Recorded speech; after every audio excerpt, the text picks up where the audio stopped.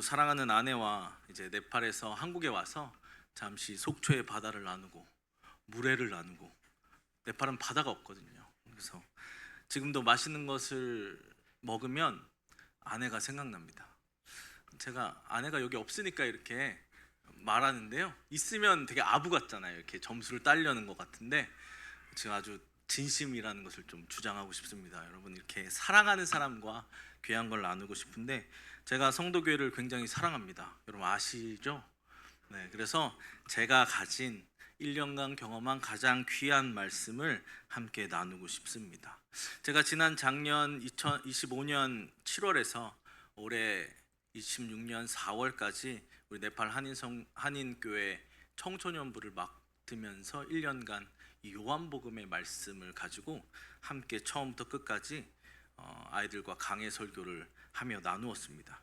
근데 여러분, 다른 마태, 마가, 누가 복음보다 요한복음이 굉장히 힘들더라고요. 왜냐하면 사건과 기적도 그리 많지 않고, 그리고 이것에 대한 신학적인 해설이 많으니까 우리 아이들이 그것을 듣고 하기에는 조금 힘들어 하는 것들을 경험하게 되었습니다. 그래서 결국은 우리 아이들과 어떻게 나누었냐면, 참 요한복음은 신기하게도 7개의 기적이 나옵니다. 그리고 7개의 예수님의 자기 선언이 나옵니다. 나는 뭐다 했던, 나는 뭐다 하는 자기 선언이 7개 나오거든요. 그래서 이걸 집중적으로 깊이 바라보면서 굉장히 은혜 받는 시간, 전 그렇게 믿고 싶은데 우리 아이들도 그렇게 은혜 받는 시간을 가졌습니다. 그래서 그 가운데 참 설교자로서 감사한 건 뭐냐면, 하나님께서 이 말씀을 우리 사랑하는 성도들에게 주기 위해서 고민하며 묵상하며 나아갈 때 하나님께서 이 설교자에게 주시는 또 특별한 은혜가 있거든요. 이것들을 저 많이 개인적으로 경험해서 우리 사랑하는 성도님들과 함께 나누길 원하는데요, 우리 이 시간들을 통해서 하나님께서 내게 말씀해 주시는 그 말씀, 그리고 예수님의 7가지 자기 선언, 나는 누구다 했을 때 우리가 믿는 예수 그리스도에서 진짜 내가 믿고 있는가, 내가 이분을 정말로 이렇게 믿고 있는가를 점검하시면서 여러분 은혜 받는 시간 되시기를 간절히 축원드리겠습니다. 여러분, 우리 주보에 보시면 그래서 예수님께서 7가지 자기 선언하신 게 있는데, 우리 한번 쭉 읽어보도록 하겠습니다. 보시면, 오늘의 말씀 보시면 예수님께서 이 땅에 오셔서 자기가 누구냐 묻는 자, 예수님 과연 누구실까 고민하는 자들에게 이렇게 선포하셨습니다. 첫 번째는 시작, 나는 생명의 떡입니다. 네. 근데 약간 우리 성경 말씀대로 나는 생명의 떡이다 이렇게 말씀하셨어요. 두 번째는 나는 세상의 빛이다. 세 번째, 나는 양의 문이다. 네 번째, 나는 선한 목자다. 다섯 번째, 나는 부활이요 생명이다. 여섯 번째, 나는 길이요 진리요 생명이다. 일곱 번째, 나는 참 포도나무다. 아멘. 제가 이것을 설교하고 묵상해 보니까 이 예수님의 놀라운 7가지 자기 선언에는 하나의 중요하고 큰 의미 하나가, 개념 하나가 관통하고 있더라고요. 그것은 다름 아니라 여러분, 생명이었습니다. 생명. 이 땅에 오신 예수 그리스도는 이 7가지 선언을 하시는데 결국 우리한테 생명을 주시길 원하신다는 것이죠.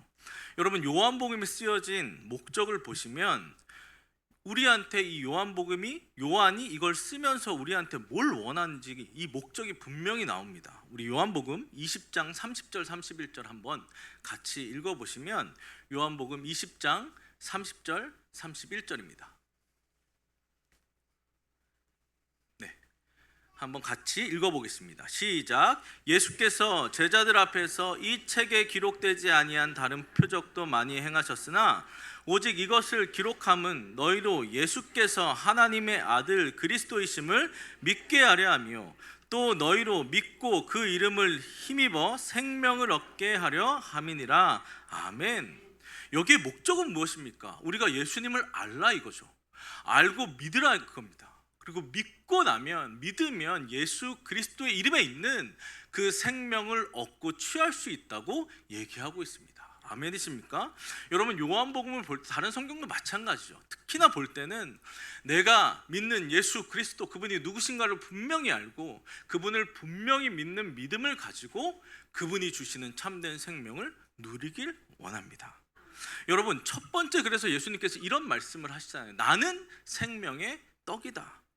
여러분, 이 첫 번째 예수님의 자기 선언은요, 예수님의 그 오병이어의 기적과 맞물려집니다. 예수님께서 광야 가운데 먹을 것 하나 없는, 구할 수 없는 그곳에서 5천 명을 떡 5개와 물고기 2마리로 먹이시잖아요. 그리고 또다시 그 기적을 쫓아온 사람들한테 이렇게 말씀하십니다. 나는 생명의 떡이다. 여러분, 예수님께서 이 땅에 오셔서 이런 말씀도 하셨더라고요. 도둑이 오는 것은 도둑질하고 죽이고 멸망시키게 하려는 것뿐인데 내가 온 것은 양으로 생명을 얻게 하고 더 풍성히 얻게 하려는 것이라. 아멘. 여러분, 우리 오병이어의 기적에서 볼 포인트는 광야라는 거예요. 아무것도 없다는 것이죠. 그것 가운데 예수님께서 우리에게 생명을 주신다는 겁니다. 아멘이십니까?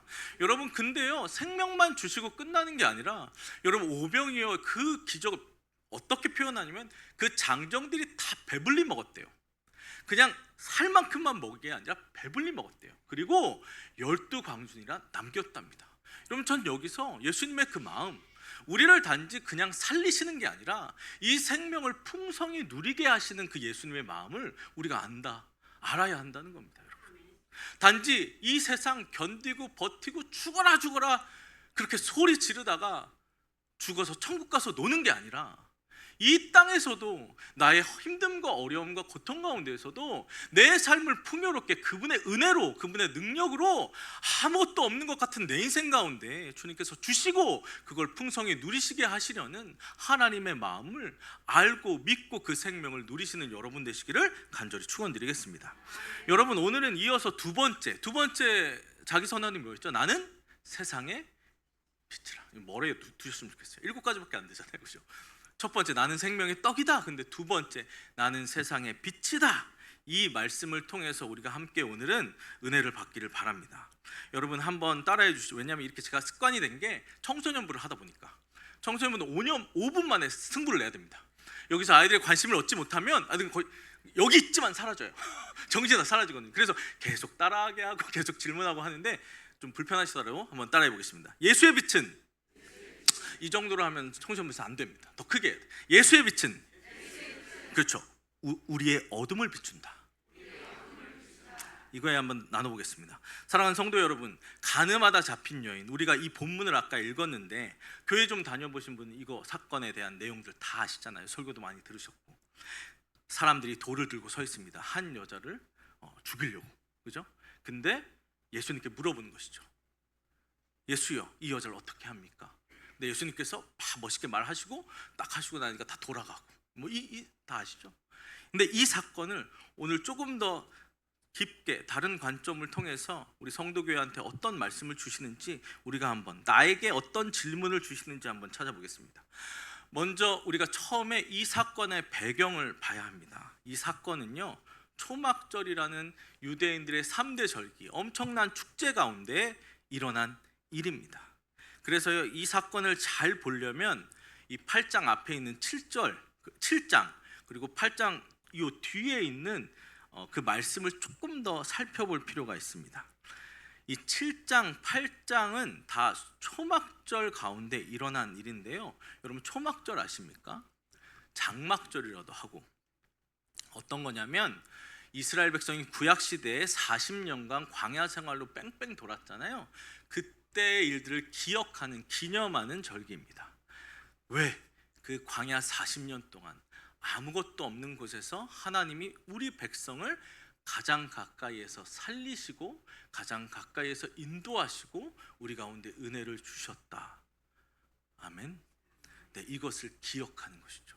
기억하는 게 중요하잖아요. 그래서 이스라엘 사람들은 이 절기가 되면 7일 동안 자기 집 마당이나 옥상에 텐트를 칩니다. 그래서 텐트를 치면서 이렇게 고생했던 것들을 스스로 경험하는 것이죠. 그래서 이 단지 나무 기둥으로 만들어서 지붕만 얹은 그곳에서 7일 동안 먹고 자고 하는 시간들을 보냅니다. 근데요, 이런 규정이 있대요. 꼭 이 텐트 사이로 별이 보여야 된대요.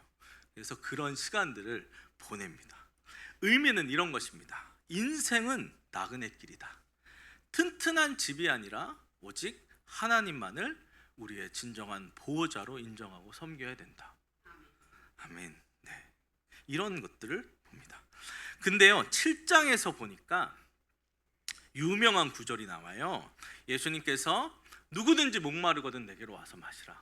내가 생수의 강을 너에게 흘리게 하리라. 이 멋진 고백이 나오는데, 이것도 초막절의 가장 큰 날, 마지막 날에 엄청난 셀러브레이션을 하거든요. 이 사건 가운데 예수님께서 선포한 건데요, 초막절에는 두 가지 큰 예식을 합니다. 첫 번째 예식은 물의 예식이에요. 그래서 매일 아침에 대제사장이 금 주전자를 들고 실로암 못에 내려가서 물을 길어요. 그래서 제단에 뿌립니다. 그걸 가져와서. 마지막 날은 좀 더 성대하게 이 물을 뜨고 들어올 때, 성전에 들어올 때 찬양대가, 우리 멋진 찬양대처럼 막 하나님을 찬양하고 높이고 이 제사장을 맞아요. 그리고 이 제사장이 제단에 물을 뿌리면서 물축제가 일어납니다. 이 의미는 바로 그거예요. 광야 40년간에 이들이 물이 없어 죽을 때, 죽을 것 같을 때에 하나님께서 그 반석을 깨시며 그 물을 터뜨리셨잖아요. 그 생수로 이들을 살리셨잖아요. 그것을 기념하는 겁니다. 엄청나게 기념. 근데 그 가운데서 예수님께서 선포하시는 거죠. 내가 너희의 생수다, 너희의 생명이다 말씀하시는 것이죠. 그리고 나서 이 사건이, 가늠한 여인 사건이 나오면서 그 뒤에 예수님께서 나는 세상의 빛이라는 것을 선포하시는데, 이것은 이 초막절 가운데 빛의 예식 가운데서 예수님께서 하십니다. 이 빛의 예식은 뭐냐면, 이 초막절 때 매일 밤마다 성전의 여인의 뜰이라는 곳에서 거대한 등불, 기둥을 만들어서요, 몇 미터라 그러더라, 한 7미터, 8미터 되는 기둥을 만들고 거기에 거대한 등불 4개를 펴서 밤마다 사람들이 주님을 찬양하고 경배하고 그 다음에 하나님께 이 춤추며 노래하는 시간들을 갖습니다. 이것은 광야의 40년 동안 주님께서 어둠 가운데, 추위 가운데도 불기둥으로 이들을 섬기시고 사랑하고 이끄셨다는 것을 기념하면서, 이 빛을 보지 못하면 진정한 기쁨을 아는 것이 아니다, 이렇게 선포하면서 노래하며 찬양하며 춤을 추는 그 예식이 있습니다. 그 가운데서 예수님은 내가 세상의 빛이다 이렇게 말씀하시는 것이죠. 근데 이 두 가지의 예식 사이에 오늘 읽었던 가늠한 여인의 얘기가 갑자기 나옵니다. 왜 그럴까요? 보니까, 이 성경을 해석해 보니까 많은 학자들이 이렇게 얘기합니다. 이 사건은 단지 예수님께서 한 여인을 용서하신 사건이라기보다, 이 사건은 빛 대신 나는 세상의 빛이다 말씀하시는 예수님께서 이 어둠을 드러내신 사건이다.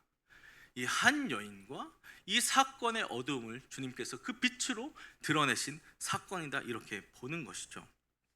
여러분, 이 사건 가운데 어둠이 드러나는데 두 가지의 인간들의 어두움이 드러납니다. 첫 번째는 뭐냐면 가늠한 여인이 드러나는 것이죠. 가늠, 바람을 핀 거, 불륜한 여인이 현장에서 잡혀서 개처럼 끌려 나옵니다. 음란한 죄를 지은 여인, 이 여인이 어둠 속에서 숨어서 행한 은밀한 죄가 벌건 대낮에 드러난 것입니다. 여러분, 밤에 뭐 한다 그랬습니까? 불을 밝혀놓고 하나님을 찬양하며 영광 돌리는 그때에도 우리의 인간의 어두움은 어디선가 숨어서 죄를 짓고 있는 것이죠. 그게 벌건 대낮에 드러나게 되었습니다. 여러분, 그 전날 밤까지 거대한 횃불과 등잔으로 어둠을 몰아내고 하나님을 찬양하며 기뻐 뛰놀았는데, 한 곳에서는 그 어둠 가운데 죄를 짓고 있는 이 모습들, 어둠을 비추시는 하나님을 찬양하는 가운데서도 그곳에 있지 못하고 어딘가 한 구석에서 죄를 짓고 있는 우리 인간들의 모습이 보여지는 것 같습니다. 이 장면이 빛 가운데 드러나는 것이죠. 그리고 또 한 가지 어둠이 드러났는데, 이것은 지금 이 여인을 죽이려고 돌을 들고 죽이려고 살기 등등한 모습으로 서 있는 사람들의 어둠입니다. 여러분, 이 사람들의 내면에 있는 이 죄의 어둠, 음란함, 살인, 위선들, 이런 것들이 이제 보여지게 되는 것입니다. 여러분, 이 돌을 쳐서 죽이려고 하는 고발자들 있잖아요. 이 사람들은요, 율법의 수호자처럼 보이는데 우리 3절, 4절, 5절 함께 다 같이 읽어보도록 하겠습니다. 우리 3절, 4절, 5절 시작. 서기관들과 바리새인들이 음행 중에 잡힌 여자를 끌고 와서 가운데 세우고 예수께 말하되 선생이여 이 여자가 간음하다가 현장에서 잡혔나이다. 모세는 율법에 이러한 여자를 돌로 치라 명하였거니와 선생은 어떻게 말하겠나이까. 아멘. 이 사람들은요, 마치 모세의 율법은, 성경은 하나님께서 이렇게 말했는데 이걸 우리가 해야 됩니다 해서 마치 하나님의 말씀을 잘 지키려는 사람처럼 보이는데 실상은요, 그들은 함정을 판 교묘한 죄인들이라는 것을 보여줍니다. 6절에 이렇게 얘기해요. 그들이 이렇게 말하면 고발할 조건을 얻고자 하여 예수를 시험함이러라. 여러분, 아주 교묘한 함정을 판 거죠. 이들이 물어봐요.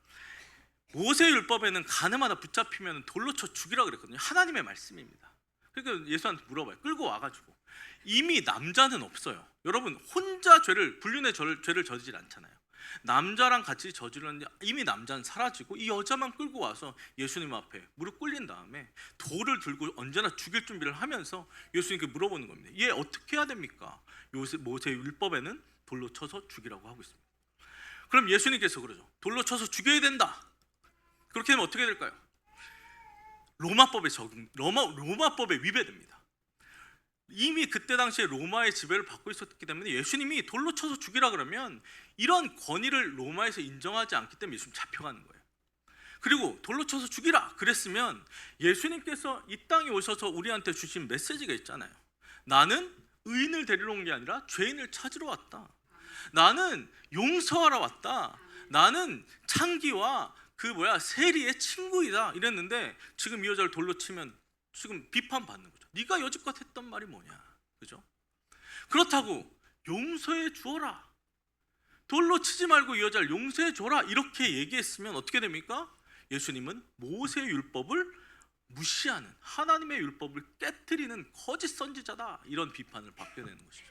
이러한 교묘한 함정 가운데 예수님께서 계신다는 겁니다. 여러분, 이 사람들이 얼마나 교활합니까? 이 예수님을 함정에 떨어뜨리기 위해서 이렇게 모든 퍼포먼스를 하고 있는 모습들을 우리가 보게 됩니다.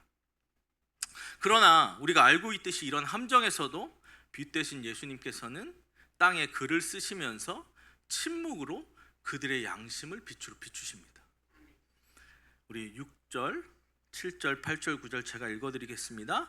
그들이 이렇게 말함은 고발할 조건을 얻고자 하여 예수를 시험함이러라. 예수께서 몸을 굽히사 손가락으로 땅에 쓰시니 그들이 묻기를 맞이 아니하는지라. 이에 일어나 이르시되 너희 중에 죄 없는 자가 먼저 돌로 치라 하시고 다시 몸을 굽혀 손가락으로 땅에 쓰시니 9절에 그들이 이 말씀을 듣고 양심의 가책을 느껴 어른으로 시작하여 젊은이까지 하나씩 나가고 오직 예수와 그 가운데 섰는 여자만 남았더라. 아멘. 예수님께서 지혜롭게 아무 말 하지 않으시고 땅바닥에 무엇을 쓰십니다. 무엇을 썼을까요? 성경에 나오지 않습니다. 근데 많은 사람들이 고민했을 거 아니에요. 뭘 쓰셨을까 궁금하잖아요. 그래서 어떤 사람들은 여기 있는 사람들의 죄들을 쓰셨을 것이다 이렇게도 하시는 사람이 있어요. 너 간음했잖아, 너 도둑질했잖아 하는 것들을 썼을 수도 있고, 어떤 학자들은 예수님께서 십계명을 쓰셨을 것이다. 예수님께서는요, 이 요한복음을 보면 구약의 모든 선지자들의 성취 그 모습을 드러냈다 이렇게 많이 나오거든요. 마치 하나님께서 시내산에서 이스라엘 백성들한테 그분의 손가락으로 직접 돌판에 십계명을 쓰셨듯이 우리 주님께서 땅바닥에 그 계명들을 쓰셨을 것이다 이렇게 보는 사람들도 있어요.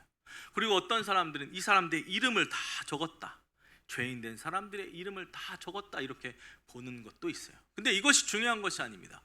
결국 예수님께서 이것들을 쓰셨는데 이 쓰시는 동작과 예수님께서 너희 중에 죄 없는 자가 먼저 돌로 치라 하는 그 말씀이 이들 가운데 선포되고 그 빛이 비춰지니까 이 모든 사람들이 양심의 가책을 받고 다 돌아갔다는 것이죠. 여러분, 이것과 비슷한 예가 있지 않습니까? 시몬 베드로가 고기잡이하고 있을 때 예수님께서 이들을 부르시러 오셨습니다. 그러면서 밤새 고기 잡지 못한 이들을 보고 깊은 데로 가서 고기를 잡아라 하니까 엄청나게 잡았어요. 그러니까 이걸 가지고 예수님께 왔는데 시몬 베드로의 모습이 이상해요. 예수님 앞에 섰는데 갑자기 무릎을 꿇고 주님, 저는 죄인입니다. 나를 떠나소서 이렇게 얘기합니다. 그 빛 대신 주님께, 그 하나님의 임재 앞에 선 사람들은 자기가 비추어지는 것이죠. 그 장면이 바로 베드로에게 빛이 비추고 생명의 길이 열리는 순간입니다. 여러분 기억해야 합니다. 예수 그리스도 세상의 빛이 우리를 비추십니다. 이 빛이 우리에게, 지금 나에게 비춰서 우리의 어두움을 밝히고 예수님 앞에 정직히 설 수 있는 우리 되어지기를 간절히 축원드리겠습니다. 나 또한 주님께 진실한 고백을 할 수 있는 여러분 되시기를 간절히 축원드릴게요. 두 번째입니다. 따라해 봅시다. 예수의 빛은 우리에게 생명을 준다. 우리 12절에 우리 함께 읽었으면 좋겠는데 우리 12절 한번 선포하며 읽어보겠습니다. 예수께서 또 말씀하여 이르시되 나는 세상의 빛이니 나를 따르는 자는 어둠에 다니지 아니하고 생명의 빛을 얻으리라. 아멘. 여러분 선포합니다. 예수 그리스도의 빛은 어둠의 것들을 단지 드러내고 고발해서 죽이는 빛이 아니라요, 예수의 빛은 어둠을 몰아내고 함께하며 우리한테 생명을 주는 빛입니다. 여러분 여기서 좀 우리가 자세히 좀 집중해서 보길 원하는데요, 이제 사람들이 다 떠나갔어요. 그리고 예수님과 이 죄지은 여인만 남습니다. 10절 11절에 예수께서 일어나사 여자 외에 아무도 없는 것을 보시고 이르시되 여자여 너를 고발하던 그들이 어디 있느냐, 너를 정죄한 자가 없느냐 이렇게 물어보시며, 그러니까 이 여자가 대답합니다. 대답하되 주여 없나이다. 예수께서 이르시되 나도 너를 정죄하지 아니하노니 가서 다시는 죄를 범하지 말라 하시니라. 아멘. 근데 여러분 여기서 한번 집중해서 생각해야 될 게 두 가지가 있습니다. 첫 번째는 예수님은 이 간음한 여인의 죄를 무시하지 않았어요. 두 번째는 예수님은 또한 율법을 무시하지 않았다는 거예요. 이걸 좀 자세히 설명해 드리면, 예수님께서는 모세의 율법을 없애버리려고, 깨뜨리려고 오신 게 아니라 그분은 어떻게 말씀하시냐면, 내가 온 것은 모세의 율법을 폐기하려 하는 것이 아니라 오히려 완성하려 왔다 이렇게 말씀하시잖아요. 여러분 예수님께서 이 여인에게 내가 너를 정죄하지 않는다 그랬잖아요. 예수님께서 그러면서 다시는 죄를 범하지 말라 그랬어요. 이것은요, 이 여인의 죄를 인정하신 거잖아요. 이 여인이 네가 실수했어, 너 이건 죄도 아니야, 그러니까 가, 이게 아니고 너 죄를 졌어, 다시는 죄를 범하지 마, 가서, 이렇게 얘기하시잖아요. 근데 또 하나, 난 널 정죄하지 않아 이렇게 말씀하신 게 뭐냐면, 여러분 하나님께서는 분명히 말씀하세요. 이 죄를 지은 불륜의 죄, 간음의 죄를 지은 사람은 어떻게 하라고? 돌로 쳐서 죽이라 그랬어요. 이 하나님의 법은 번하지 않습니다. 그죠? 예수님께서 나 너 정죄하지 않으니까 가 이렇게 풀어주면요, 예수님은 하나님 아버지의 그 법과 공의로운 정의를 그냥 무너뜨린 거예요. 이해되십니까? 근데도 예수님께서 내가 너를 정죄하지 않고 하니까 가라 그랬잖아요. 이게 왜입니까? 여러분 여기서 십자가가 나타나는 거예요. 여기서 십자가의 그림자가 보이는 겁니다. 내가 너를 정죄하지 않아, 넌 가. 대신 내가 너의 죄를 받을 거야. 왜냐하면 하나님의 법은요 지켜져야 되니까요. 그냥 예수님께서 하나님의 아들이란 이유로 얘를 그냥 죄 없다 할 수 없다고요. 하나님께서 분명히 말씀하신 그 죄를, 죄에 대한 삭신, 그 사망을 누군가는 감당해야 됐다고, 이 여인 대신에. 여러분 내가 널 정죄하지 않으면 넌 다시는 가서 죄를 범하지 말라, 이 말은 넌 가지만 내가 너의 죄를 대신 질게. 내가 여기서 직접 돌을 맞지 않지만 나는 후에 골고다 그 언덕에 가서 너를 위해 찢길 거고 너를 위해 돌을 맞을 거고 내가 대신 죽을 거야 하는 예수님의 고백이, 십자가라는 말은 여기에 한 단어도 나오지 않지만 예수님의 그 십자가의 은혜와 사랑이 여기에 있는 것임을 우리가 발견해야 될 것입니다. 그렇기 때문에 예수님의 빛은 우리한테 비춰서 어둠을 고발하고 죄를 고발하는 것에 끝나는 것이 아니라 우리에게 하나님의 생명을 주시는 참된 빛임을 우리가 믿어야 할 것입니다. 여러분 아멘이십니까? 여러분 이거예요. 그래서 결국 여인에게, 예수님이 여인에게 주신 자유는 공짜가 아니었습니다. 그것은 장차 예수님께서 십자가에 찢기심으로 지불하신 피를 미리 앞당겨서 지불하시는 그 은혜였어요. 그래서 이 사건은 돌무더기 속에 죽어야 했던 여인이 빠져나온 그 자리에 예수 그리스도께서 내가 대신 들어가겠다 해서 심판받으실 것을 보여주는 예고편입니다. 그래서 다시 한번 고백해 보면 예수께서 또 말씀하여 이르시되 나는 세상의 빛이니 나를 따르는 자는 어둠에 다니지 아니하고 생명의 빛을 얻으리라. 아멘. 그 생명의 역사가 우리 가운데 있습니다. 예수 그리스도 나의 세상의 빛이십니다 하는 고백이 있다면 우리는 그 안에서 나의 어둠과 죄를 보게 될 것이고, 여기서 끝나서 절망하고 좌절하는 것이 아니라 내 삶에 오셔서 나에게 생명을 주시는 그분의 십자가와 피로 나를 살리시는 그 은혜까지 여러분 나아가야 할 것입니다. 아멘. 여러분 마지막입니다. 따라해 봅시다. 예수의 빛은 우리를 새롭게 창조한다. 여러분 이게 너무나 중요합니다. 새로운 창조, 제가 참 감사하고 좋아하는 단어거든요. 새 창조. 여러분 요한복음 1장 1절 어떻게 시작합니까? 태초에 말씀이 계시니라.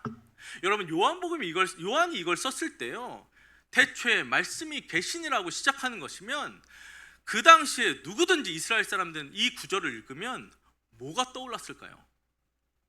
구약 성경 창세기가 떠오르게 되는 겁니다. 그냥 연결되는 거예요. 구약 창세기 1장 1절이 뭡니까? 태초에 하나님이 천지를 창조하시니라. 그러니까 요한복음이 예수님이 누군가를 설명하면서 1장 1절에 태초에 말씀이 계시니라 이렇게 얘기했죠. 우리 한번 읽어볼까요? 시작. 태초에 말씀이 계시니라. 이 말씀이 하나님과 함께 계셨으니 이 말씀은 곧 하나님이시니라. 2절. 그가 태초에 하나님과 함께 계셨고 만물이 그로 말미암아 지은 바 되었으니 지은 것이 하나도 그가 없이는 된 것이 없느니라. 아멘. 여기까지 보면 이미 요한은 이걸 보면서 우리가 어디로 가길 원한 거예요? 우리의 생각과 우리의 모든 집중되는 그 포커스가 구약의 창세로 가길 원했던 거예요. 그래서 거기로 가니까 이제 보는 것이죠. 여러분 하나님께서 천지 창조하실 때 가장 먼저 창조하신 것 뭡니까? 뭐라 그랬어요? 빛이 있으라 그랬잖아요. 다 아시잖아요. 모른 척 하시는 것 같은데 피곤하신가요? 여러분 제 좀만 더 하겠습니다. 여러분 하나님께서 가장 먼저 창조하신 것이 빛이 있으라 그랬어요. 왜요? 우리는 흔히 이렇게 생각해요. 어두우니까 빛을 먼저 만드셨겠지 이렇게 하는데, 여러분 이렇게 생각해 보면 이상한 게 있어요. 빛을 내는 태양을 넷째 날에 만드셨잖아요. 기억하십니까? 해달별. 근데 그 전날에 하나님께서 육지를 드러내게 하시면서 식물을 만드셨어요. 그리고 그 다음 날에 빛을 내는 해를 만드셨거든요. 그러니까 이걸 공부하다가 제가 대학원 때 어떤 학생이 교수님께 물어봤어요. 구약 교수님, 어떻게 해를 먼저 만드셔야지 식물을 먼저 만들고 다음 날 해를 만드십니까? 그렇게 물어봤어요. 교수님께서 한참을 생각하셨어요. 뭐라 대답하셨을까요? 하루 정도는 괜찮을 것 같다고. 근데요, 빛이라는 개념을 첫날 이게 만드셨잖아요. 근데요, 구약학자들 그리고요 그때 당시에 고대 근동에서는요 이 빛이 있으라 하셔서 만든 그 빛을 단지 물리적인 빛으로만 이해하지 않습니다. 구약에서 이 빛은요 단순히 어둠을 밝히는 자연 현상이 아니라 빛은 하나님의 통치가 시작되는 방식입니다.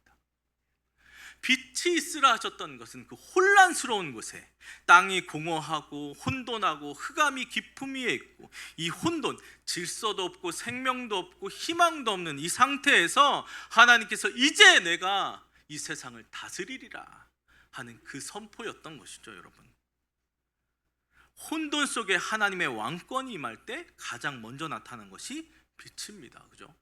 그리고 나서 창세기의 흐름이 이렇게 진행됩니다. 혼돈했고 빛이 있고 그리고 질서가 생겼고 생명이 나타났다. 아멘. 빛은 단순히 어둠을 몰아내는 것이 아니라 혼돈한 가운데 있는 모든 것을 새로운 창조로 바꾸는 하나님의 첫 번째 행동입니다. 여러분 이제 요한복음을 보시면 요한은 이 창세기 이야기를 되게 의도적으로 다시 들려줘요. 그래서 우리가 아까 요한복음 1장 1절부터 5절 읽었는데 만물이 그로 말미암아 지은 바 되었으니 지은 것이 하나도 그가 없이는 된 것이 없느니라 했잖아요. 그러면서 그 안에 생명이 있었으니 이 생명은 사람들의 빛이라. 빛이 어둠을 비치되 어둠이 깨닫지 못하더라. 이렇게 진행하고 있어요. 그러면서 우리가 읽었던 요한복음 8장에서는 가늠한 여인이 예수님 앞에 서잖아요. 빛 앞에 죄가 드러나잖아요. 그리고 예수님께서 그에게 생명을 주시잖아요. 그러면서 이렇게 선포하시잖아요. 나는 세상의 빛이다. 그죠? 태초를 창조하셨던 그 말씀이셨던 그분이 육신이 되어 우리 가운데 거하시면서 우리 가운데 생명의 빛을 비춰주시면서 나는 세상의 빛이다, 생명의 빛이다 하는 것들을 보여주는 거예요. 그러면서 9장에 보면요, 정말 재밌는, 여러분 이것도 아시잖아요. 바디메오가 눈을 뜬, 눈이 없던, 그죠? 앞을 못 봤던 이 장님을 예수님께서 맹인을 눈을 뜨게 하시는데, 보통 다른 복음서에서는 예수님이 죄송해요, 겁나 멋있게 기도 딱 하시면 눈 떠요. 그죠? 네가 믿느냐? 예, 봐라, 보거든요. 근데 요한복음 9장에는요 예수님께서 번거로운 행동을 하세요. 어떤 걸 하시죠? 흙에다 더럽게 침을 뱉으셔서, 여러분 흙이, 고운 모래가 진흙이 되려면 침을 한 번 뱉으면 됩니까? 많이 뱉으셨어요. 많이 뱉어서 진흙이 될 정도로 만드셨어요. 이 더럽게, 이걸 어떻게 해요? 두 눈에다 붙입니다. 팩하는 것처럼. 그리고 신랑아 씻어라. 씻으니까 보이게 됩니다. 여러분 어렸을 때부터 궁금했어요. 왜 이러셨을까? 더럽게. 가끔 이 설교를 하면서 우리 청소년부 아이들한테는 한번 해볼까 우리? 옆 사람에게 한번 해볼까? 팩을 만들어서 막 이렇게 얘기합니다. 여러분 왜 그럴까요? 여러분 예수님이 창조주시기 때문입니다. 이 모습을 보면 우리는 어떤 걸 뜻해야 되냐, 어떤 걸 생각해야 되면, 구약에 하나님께서 인간을 창조하신 그 모습을 봐야 되는 거예요. 흙으로 만드시고, 그리고 그 안에 생기를 집어넣어 숨을 불어넣어 주시면서, 그래서 이 사람이 살아있는 영이 됐잖아요. 아멘? 여러분 그걸 예수님께서 눈이 없는 자에게 새롭게 창조해 주시는 것을 보여주는 거예요. 그러니까 이 사람이 평생 못 봤던 어둠 가운데 살았던 사람이 눈을 뜨게 되고 빛을 보게 되고 앞으로 살아가야 할 방향을 얻게 되는 것을 여러분 말하고 있습니다. 하나님 예수 그리스도의 빛은 우리를 새롭게 창조하는 빛임을 여러분 선포하며 나아갑니다. 그러니까요 이 맹인이요 이런 고백을 하잖아요. 막 바리새인들이 누가 널 고쳤어? 안식일에 왜 고친 거야? 막 하니까 고침받은 자기로서 예수님을 얘기하면서 창세 이후로 맹인이 맹인으로 난 자의 눈을 뜨게 하였다 함을 듣지 못했다. 창세 이후로 우리 주님 창조하시는 빛이십니다. 우리 장로님께서 우리 아픈 환우들을 위해서 기도해 주실 때 저도 그런 마음이 들었습니다. 우리를 새롭게 창조하신 예수 그리스도의 빛이 우리 가운데 비춰졌을 때 우리의 것을 새롭게 창조하실 수 있으시다. 이걸 믿어야 되지 않겠습니까? 우리의 삶을 고백해보면 얼마나 능력 없이 살아갑니까? 세상에 눌려서, 세상의 거대한 흐림과 가치와 그들의 소리에 눌려서 얼마나 보잘것없이 그저 한탄하며 살아갑니까? 제가 듣기에 가장 힘든 얘기, 마라나타 주 예수여 오시옵소서. 여러분 이것도 굉장히 믿음 있는 고백 같지만 결국 뭡니까? 세상 너무 힘드니까, 세상 너무 견디기 힘드니까 주여 빨리 와서 날 좀 구원해 주십시오. 여러분 이 세상에 구원이 없습니까? 여러분 이 땅 가운데 우리가 능력이 없습니까?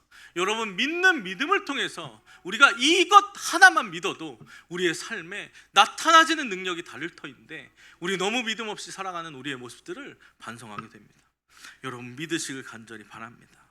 여러분 요한은 하나의 신학적인 흐름을 보여주는데 먼저 주님의 빛 가운데 죄가 드러납니다. 그리고 빛이 누구신지 깨닫게 됩니다. 그리고 눈이 열리고 이 빛은 죄를 폭로하는 것에서 끝나지 않고 우리를 새롭게 만듭니다. 여러분 이 사실을 또 가장 깊이 설명하는 사람이 하나 있는데 바로 바울입니다. 고린도후서 4장 6절 말씀 우리 한번 볼까요? 읽어봅시다. 시작. 어두운 데서 빛이 비치라 말씀하셨던 그 하나님께서 예수 그리스도의 얼굴에 있는 하나님의 영광을 아는 빛을 우리 마음에 비추셨느니라. 아멘. 여러분 여기서도 바울이요 일부러 창세기를 인용하잖아요.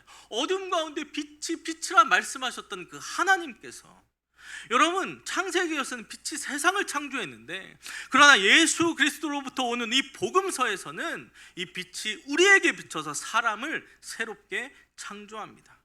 예수님의 얼굴에서 비추는 하나님의 영광이 우리 마음을 비출 때 우리 안에 새로운 창조가 시작됨을 믿습니다. 여러분, 생각해 보시길 바랍니다. 베드로가 예수님 앞에서 주여 나는 죄인입니다라고 무너졌던 그 순간, 가늠한 여인이 예수님 앞에 홀로 섰던 그 순간, 바울이 다메섹 도상에서 눈부신 빛으로 나타나신 예수님 앞에 엎드렸던 순간, 모두 같은 얘기를 하고 있습니다. 빛이 먼저 자신의 죄를 드러내고요, 거기서 끝나지 않고 빛은 그 사람을 새롭게 만듭니다. 예수님의 빛은 정죄하기 위해 비추는 것이 아니라 새롭게 창조하시기 위해 비추는 빛입니다. 그리고요, 성경은요 이 빛의 이야기로 끝을 맺는데요, 우리 마지막입니다. 요한계시록 22장 5절 읽어볼까요? 시작. 다시 밤이 없겠고 등불과 햇빛이 쓸데없으니 이는 주 하나님이 그들에게 빛이심이라. 그들이 세세토록 왕노릇하리로다. 우리의 소망입니다. 그때는요 햇빛이 쓸데없습니다. 왜냐하면 우리는 빛 대신 하나님을 볼 것이기 때문입니다. 그 나라엔요 더 이상 어둠이 없고요, 밤이 없고요, 오직 그분으로부터 비추시는 빛 가운데 우리가 영원히 살 것입니다. 창세기에서는 빛이 있으라, 요한복음에서는 나는 세상의 빛이다, 그리고 요한계시록에서는 하나님과 어린 양이 영원한 빛 되신다, 이렇게 말하고 있습니다. 사랑하는 성도 여러분, 오늘 여러분은 어떤 모습으로 이 자리에 오셨습니까?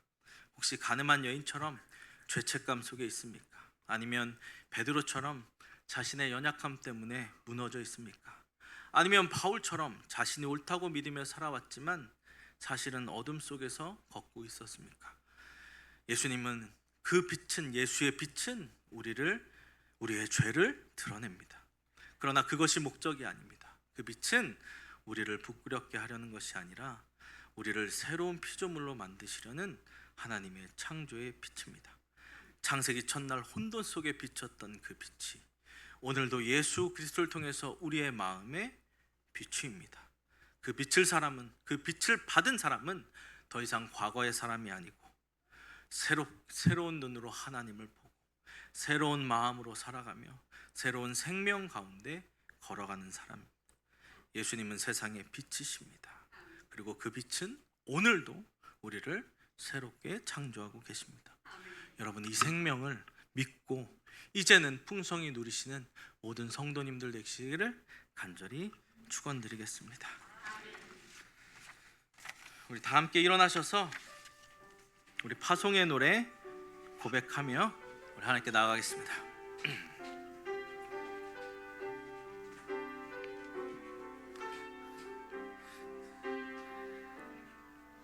내 눈 주의 영광을 보네. 우리 가운데 계신 주님,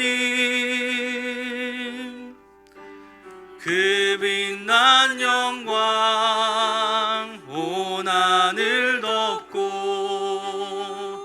그 찬송 온 땅 가득해.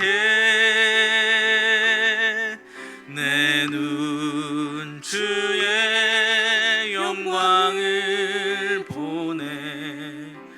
찬송 가운데 서신 주님, 주님의 얼굴은 온 세상 향하네. 권능의 발을 드셨네. 주의 영광 이곳에 가득해. 우린 선의 주님과 함께 찬양하며 우리는 전진하리. 모든 열방 주 볼 때 주의 영광 이곳에, 주의 영광 이곳에 가득해.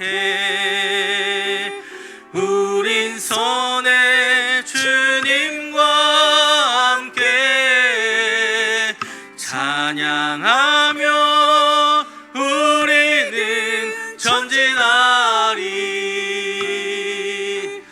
모든 열방 주 볼 때까지. 우리에게 빛으로 비추시는 예수 그리스도의 빛이 우리를 비추시길 간절히 원합니다. 어둠 가운데 하루하루 앞이 보이지 않아 절망하고 있을 때, 낙담하고 있을 때, 주님, 그럼에도 우리에게 그 빛을 비추시고 생명의 길로 인도하시며 우리를 새롭게 창조하시는 그 예수 그리스도의 은혜로 우리가 살아내게, 우리의 인생을 살아내게 하여 주시옵소서. 아버지, 우리에게 주시는 주님의 힘이 없으면, 은혜가 없으면 우리가 살아갈 수 없음을 고백합니다. 그러나 우리가 가진 예수 그리스도를 향한 믿음을 가지고, 이 믿음에 주어지는 생명을 가지고 이 생명을 누리며 살아갈 수 있는, 풍성히 누리며 살아갈 수 있는 우리 되어 주시도록 주님 축복하여 주시옵소서. 다시 밤이 없는 주님이 빛 대신 그 주님을 바라보고 영원히 살 그 날을 사모하며 나아갑니다. 우리에게 이 소망이 날로 날로 커지며 마땅히 주님 이 세상을 느낄 수 있는 능력이 되기까지 나아갈 수 있도록 주여 함께하여 주시옵소서. 이제는 우리 구주 예수 그리스도의 은혜와 하나님의 무한하신 그 사랑과 성령님의 역사하심이, 나는 세상의 빛이다, 나를 믿는 자는 어둠에 다니지 아니하고 생명의 길로 생명을 얻어 나아가리라 말씀하시는 그 주님의 고백을, 선포를 믿으며 살아가기를 소원하는 주님의 영혼들, 성도교회 머리머리 위에 이제부터 영원토록 함께 하시기를 간절히 축원하옵나이다.